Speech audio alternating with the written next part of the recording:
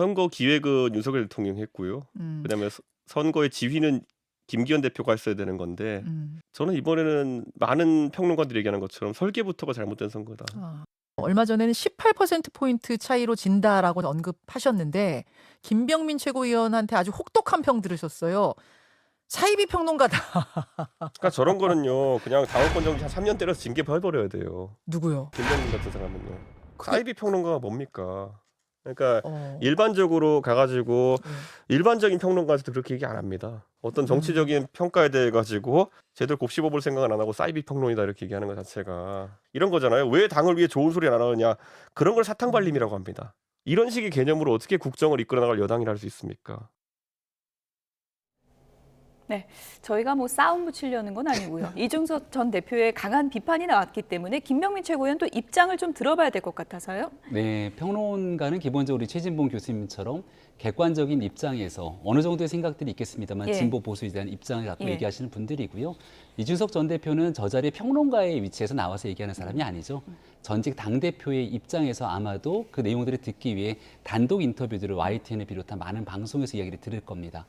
그렇다면 정당인의 모습에서 해야 되는 가장 중요한 역할은 선거의 유불리를 떠나서 어떻게든 이 당의 후보가 당선되기 위해 최대한의 노력을 하게 되는 게 당인으로서의 기본적인 자세죠.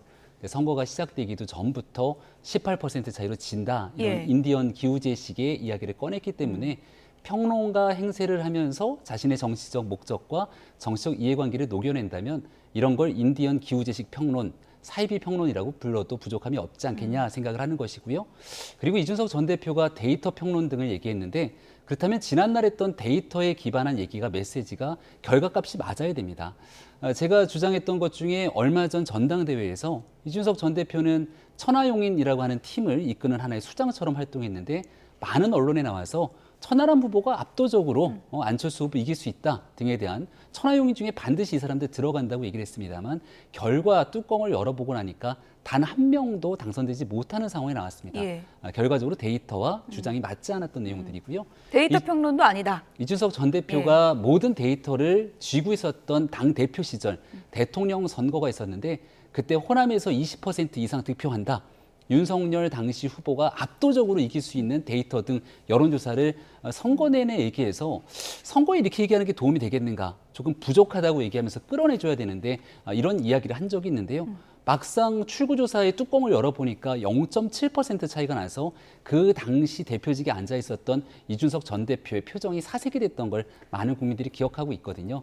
그래서 이야기를 좀 꺼내고 언급할 때는 과거에 했던 얘기들을 돌아보고 좀 겸손한 자세로 이야기하기 바란다는 마음으로 이준석 전 대표를 향한 제 마음을 담아 이야기를 했습니다. 네, 이준석 전 대표에게 보내는 영상 메시지를 들어봤는데 늘 합리적 평론을 해주시는 우리 최진봉 교수님, 예. 이준석 전 대표가 사이비 평론가라 공격한 거는 징계감이다 이렇게 주장을 했는데 그건 어떻게 보십니까? 뭐 그걸 징계감이라고 보진 않고요. 예. 그러니까 서로 공방이 있는 거죠. 이준석 대표도 지금 김병민 최고위원한테 공격적 발언을 하셨잖아요. 그러니까 정치인들이 서로 김병민 최고위원도 정치인이고 이준석 전 예. 대표도 정치인이니까 정치인들이 서로 의견이 다른 부분에서 얘기한다고 생각해요. 아마 이제 김병민 최고위원은 사이비 평론이라고 얘기한 게 예. 그러니까 정확하게 18% 차이가 날 거라는 전망을 할 수 없는 상황에서 그런 전망을 하는 것에 대한 비판이라고 보거든요. 물론 단어 사용이 사이비 평론이라고 하니까 기분이 나쁠 수는 있지만 그렇다고 해서 징계하라고까지 얘기하는 것도 저는 예를 들면 정치인들이 서로 공방을 하다 보면 예. 서로 자기 얘기를 하다가 상대방에 대해서 발언을 하게 되고 그것이 서로에게 좀 기분 나쁠 수도 있고 감정이 상할 수도 있다고 봐요. 그러나 그것이 징계 대상이 된다고 보진 않고요. 서로의 의견이 다르니까 이제 결과가 나오겠지 않겠어요?